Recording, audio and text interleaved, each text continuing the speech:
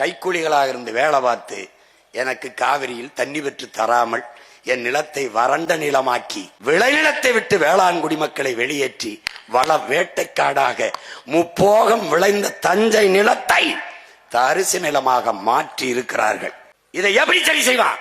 கரிகால் பெருவளத்தானின் பேரன் வருவேன், தண்ணீரின் தேவையில் தண்ணீரை அடைந்து எவனிடத்திலும் கை நீட்டாது என் அருமை பெரும்பாட்டன் அரசேந்திரன் வெட்டி கட்டிய வீராணம் ஏரியை தூர்வாரி 16 கிலோமீட்டர் என் மண் ராமேஸ்வரத்தில் இருந்த தலைமன்னாருக்கு கடலின் குறுக்கு பரப்பளவு 16 கிலோமீட்டர். அப்படி என்றால் சிறிய கடலை ஏரியாக வெட்டியவன் என் பாட்டன் அரசேந்திரன். அந்த ஏரியை தூர்வாரி நீரை தேக்கி பெரும் குழாயின் மூலமாக இதே காவிரி படுகையில் கரிகாலன் பேரன் கொண்டாந்து ஊத்துவேன். மறுபடி என் நிலத்தை வளமான நிலமாக மாற்றுவேன்.